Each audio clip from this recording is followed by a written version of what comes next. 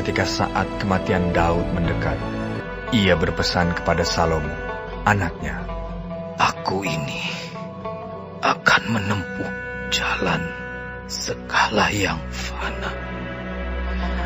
Maka kuatkanlah hatimu dan berlakulah seperti laki-laki. Lakukanlah kewajibanmu dengan setia terhadap Tuhan Allahmu, dengan hidup nurut jalan yang ditunjukkannya, dan dengan tetap mengikuti segala ketetapan, perintah, peraturan, dan ketentuannya, seperti yang tertulis dalam hukum Musa, supaya engkau beruntung dalam segala yang kau lakukan dan dalam segala yang kau tuju, dan supaya Tuhan menepati janji yang diucapkannya tentang aku, yakni jika anak-anakmu laki-laki tetap hidup di hadapanku dengan setia, dengan segenap hati, dan dengan segenap jiwa, maka keturunan takkan terputus dari tahta kerajaan Israel. Dan lagi, engkau pun mengetahui apa yang dilakukan kepadaku oleh Yoab, anak Zeruya, apa yang dilakukannya kepada kedua panglima Israel, yakni Abner bin Ner dan Amasa bin Yeter. Ia membunuh mereka dan menumpahkan darah dalam zaman damai, seakan-akan ada perang, sehingga sabuk pinggangnya dan kasut kakinya berlumuran darah. Maka bertindaklah dengan bijaksana, dan janganlah biarkan yang ubanan itu turun dengan selamat ke dalam dunia orang mati. Tetapi kepada anak-anak Barzilai, orang Gilead itu, haruslah kau tunjukkan kemurahan hati. Biarlah mereka termasuk golongan yang mendapat makanan dari mejamu, sebab mereka pun menunjukkan kesetiaan dengan menyambut aku pada waktu aku melarikan diri dari depan kakakmu Absalom. Juga masih ada padamu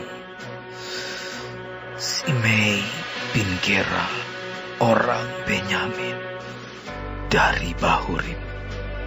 Dialah yang mengutuki aku dengan kutuk yang kejam pada waktu aku pergi ke Mahanaim. Tetapi kemudian ia datang menyongsong aku di sungai Yordan, dan aku telah bersumpah kepadanya demi Tuhan, takkan kubunuh engkau dengan pedang. Sekarang jangan bebaskan dia dari hukuman, sebab engkau seorang yang bijaksana dan tahu apa yang harus lakukan kepadanya untuk membuat yang ubanan itu turun dengan berdarah ke dalam dunia orang mati. Kemudian Daud mendapat perhentian bersama-sama nenek moyangnya, dan ia dikuburkan di kota Daud. Dan Daud memerintah orang Israel selama 40 tahun. Di Hebron ia memerintah 7 tahun, dan di Yerusalem ia memerintah 33 tahun. Salomo duduk di atas tahta Daud, ayahnya, dan kerajaannya sangat kokoh.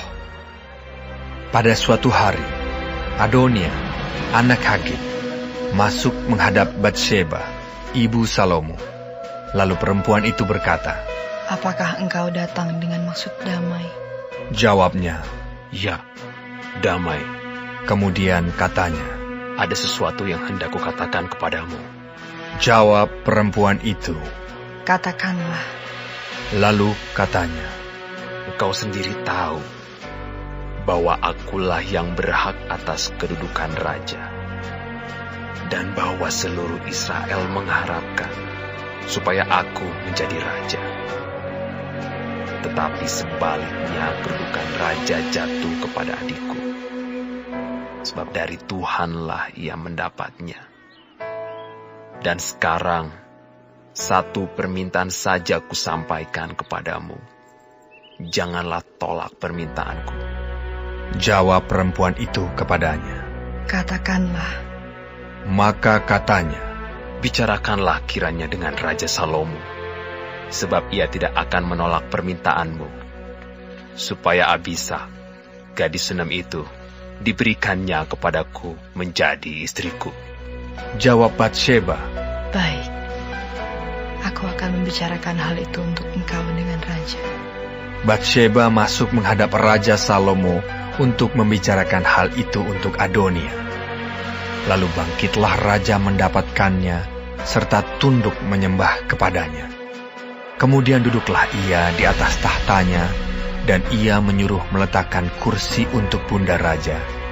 Lalu perempuan itu duduk di sebelah kanannya. Berkatalah perempuan itu, "Suatu permintaan kecil saja yang kusampaikan kepadamu. Janganlah tolak permintaanku." Jawab raja kepadanya, "Mintalah ya ibu, sebab aku tidak akan menolak permintaanmu." Kata perempuan itu, "Biarlah Abisa, gadis Sunem itu, diberikan kepada kakakmu Adonia menjadi istrinya."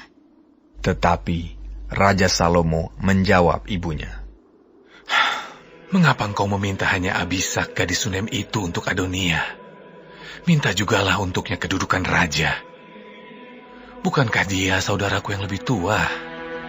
Dan di pihaknya ada Imam Abiatar dan Yoab anak Zeruya."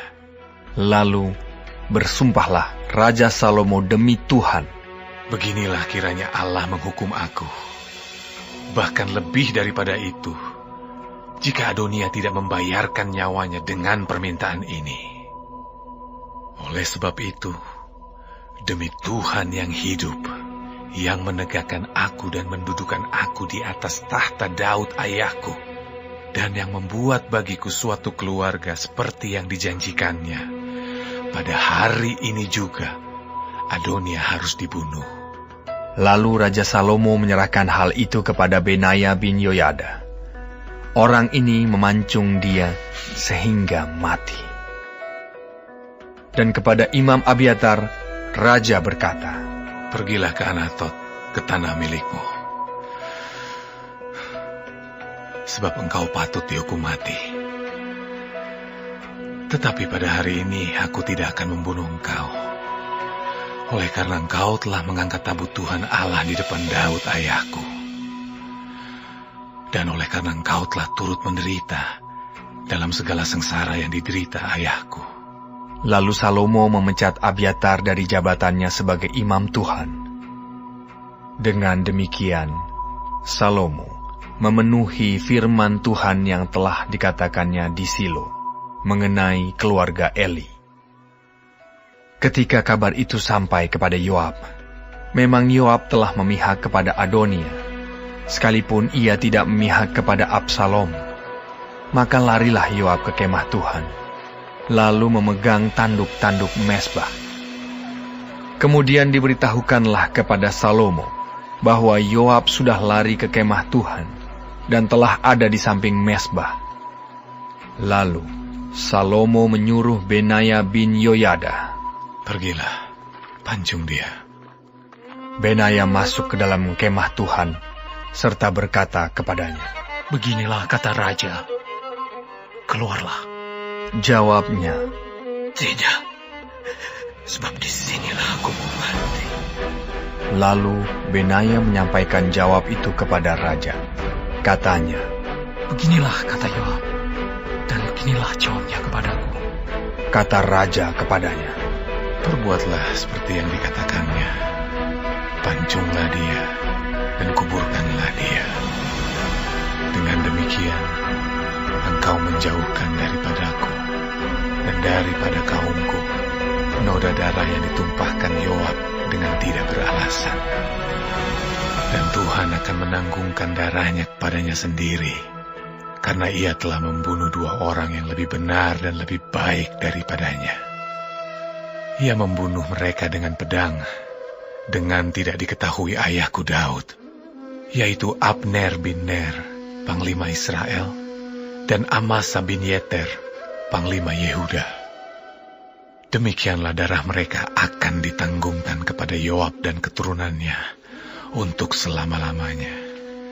Tetapi Daud dan keturunannya dan keluarganya dan tahtanya akan mendapat selamat daripada Tuhan sampai selama-lamanya." Maka berangkatlah Benaya bin Yoyada, lalu memancung dan membunuh Yoab. Kemudian dia dikuburkan di rumahnya sendiri di padang gurun. Raja mengangkat Benaya bin Yoyada menggantikan Yoab menjadi kepala tentara, dan raja mengangkat Imam Zadok menggantikan Abiatar. Kemudian raja menyuruh memanggil Simei dan berkata kepadanya, "Dirikanlah bagimu sebuah rumah di Yerusalem. Diamlah di sana, dan janganlah keluar dari sana kemana-mana pun.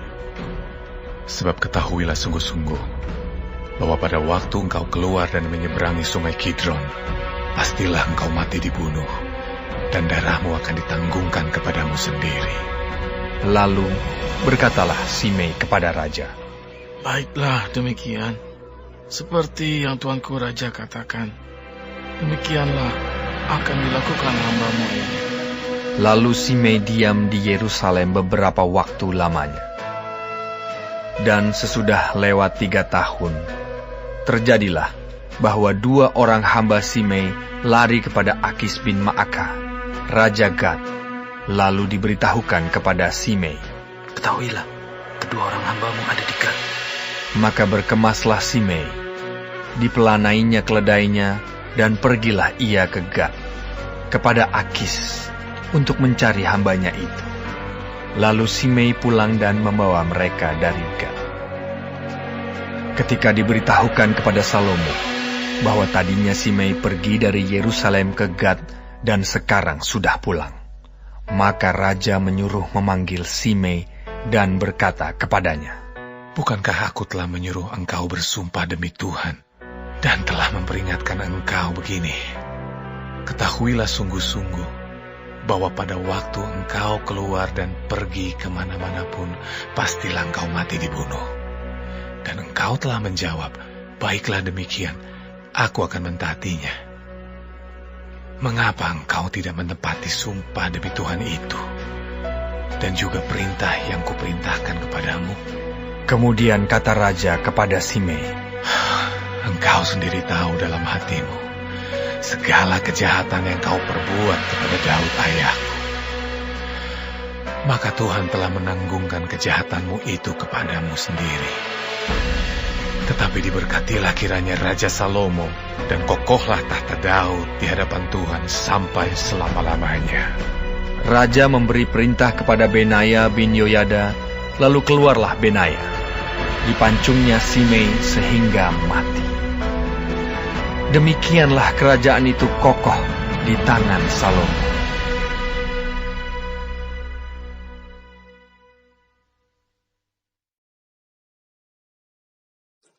Shalom semua jemaat Tuhan, kembali kita di dalam pendalaman Alkitab Clear Sight.